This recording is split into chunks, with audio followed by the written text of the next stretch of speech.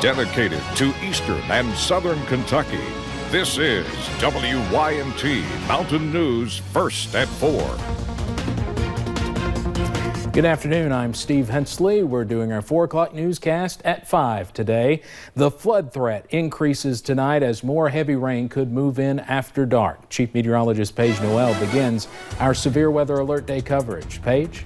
Steve, we're already starting to see some of those heavier showers move in, and this is the trend as we head into tonight and even into tomorrow. Almost throughout the day tomorrow, we're going to continue to see this heavy rain. We're going to take you up to radar. We're really keeping a close eye on our friends down into the Cumberland Valley. Bell County now into Harlan County are seeing those yellows starting to increase. So as we go ahead and take just a closer look, so the city of Harlan definitely getting some heavier rain.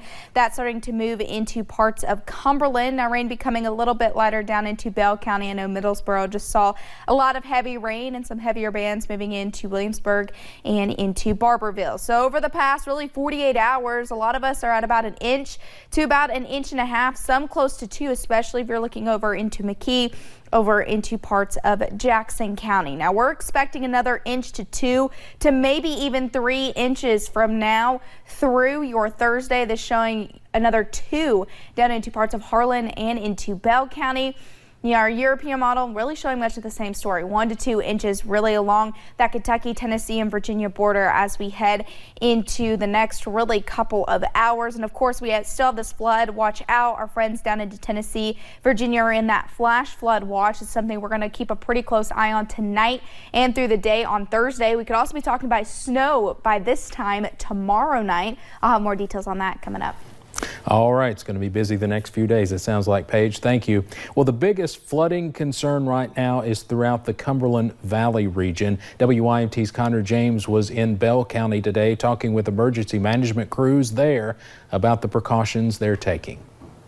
Well, folks here in Bell County are certainly no strangers to flooding. The Cumberland River, which flows behind me, has had a rough history of flooding in this area. Just 2 years ago, this river rose 50 feet above its original level, and where I'm standing now was actually completely underwater. With heavy rain forecasted, especially throughout the Cumberland Valley, there's a renewed focus on the water levels here. That flooding I mentioned 2 years back was caused when water levels hit around 1,019 feet here at the Cumberland River.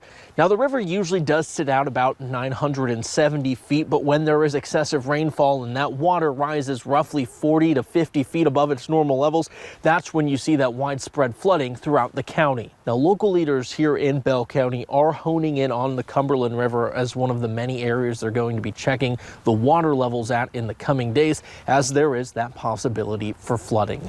The ground's definitely saturated. There's a lot of creeks and streams that are already getting pretty high, and the Cumberland River's actually starting to move a little bit.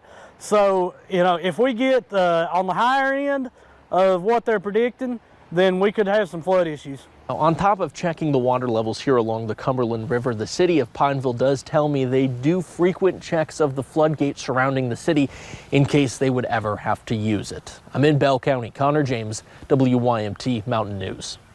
The floodgates were just tested there last week, and crews are monitoring the areas that usually flood first. A dam in the small town of Jenkins in Letcher County is beginning to show its age. While it does not pose an immediate threat to the town, attention is now shifting to fixing the century-old structure. WYMT's Will Puckett has more from Letcher County. Right here, this is the dam that protects the city of Jenkins from the lake that rests behind it. It was built more than 100 years ago by a coal company for the city. As a result, all repairs and maintenance for it fall on Jenkins to take care of. Right now, there is no immediate danger. Mayor Todd DePriest acknowledges there are some aesthetic things to repair and a minor leak. But if this does not become a priority for the city, should a major problem occur, what was once an upkeep on an aging dam could become a dash to save the city. But it's got to be addressed. Something's got to be done, and that's what we're working on right now, is trying to be able to come up with the right fix for it, to fix it right, and to be able to, you know, go another 112 years.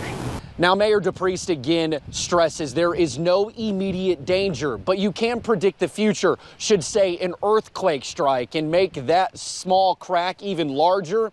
then it could become a serious problem. In Jenkins, Will Puckett, WYMT Mountain News. Dupree says the repair could cost between $1.5 and $3.5 million. President Donald Trump stuck to the script last night during his State of the Union address, but the president also delivered several made-for-TV moments. He awarded the Presidential Medal of Freedom to conservative radio host Rush Limbaugh and orchestrated a surprise reunion for a military family. The president did lay out the accomplishments of his administration and made his case for another 4 years. Jobs are booming, incomes are soaring, poverty is plummeting. But it was this moment, House Speaker Nancy Pelosi ripping up a copy of the president's speech, that caught the attention of many and what lots of folks are talking about today. Before the speech, it looked like she was snubbed of a handshake from the president. And in case you missed it, about an hour ago, President Trump was acquitted on both articles of impeachment, as you saw the CBS News live coverage. Of course, there will be much more on that coming up at 6:30 on the CBS Evening News. Meanwhile, we still do not know who won the Democratic Iowa caucuses, and the Democratic presidential hopefuls have moved on to New Hampshire. The latest results from the Iowa caucuses show former South Bend, Indiana Mayor Pete Buttigieg with a narrow lead. He is slightly ahead of Senator Bernie Sanders in the delegate count. Senator Elizabeth Warren is third. Former Vice President Joe Biden and Senator Amy Klobuchar round out the top five. You see the numbers there. While Buttigieg is in the lead with Iowa delegates, Sanders is ahead in the state's popular vote. In Iowa, they have a complicated system, and there's a realignment vote. We're winning that one as well. Former New York City Mayor Mike Bloomberg sees an opening to chase those Biden voters. He is skipping these early contests and campaigned in Rhode Island today. The top five finishers will meet face-to-face Friday in one last debate before the New Hampshire primary next week. The Iowa Democratic Party is still working to get out the final results from the caucuses. When you go to a dentist appointment, you may just think about cavities. But a $1 million grant from the United Health Foundation in 2018 is helping address another prevalent problem in the mouths of many, oral cancer. The 3-year project, taking place in Harlan, Letcher, and Pike counties, has many purposes. One of our main goals with the grant is really just to let people know what causes oral cancer, what it looks like, how you can prevent it, the importance of getting an annual screening, those kinds of things. Early care is another key component of this project. To find out more, you can watch Issues and Answers Monday night at 7 on WYMT. Dozens of U.S. citizens stranded in China during the coronavirus epidemic are back on U.S. soil today. More than 500 Americans were airlifted from Wuhan, but time may be running out for U.S. citizens still there. The State Department confirms that after tomorrow, no more flights are planned. An American citizen is among 10 passengers who tested positive for the new coronavirus on a cruise ship off Japan.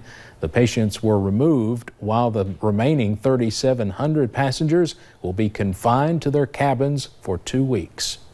The U.S. Centers for Disease Control and Prevention will distribute 400 test kits for the Wuhan coronavirus. Each test kit can perform up to 800 patient samples. It can detect Wuhan coronavirus from nasal or oral swabs. Half the kits will go to domestic laboratories and half will go to international labs. The extra kits mean local health officials will be able to confirm cases themselves rather than waiting for the CDC. Let's head over to Wall Street now on this Wednesday. The Dow closes up today. Another good one, more than 483 points. Straight ahead, they broke race barriers as military pilots in World War II. As Black History Month continues, we'll look back on the Tuskegee Airmen. And heavy rain moves in tonight, snow moves in tomorrow night. We'll break down both of these messy systems next.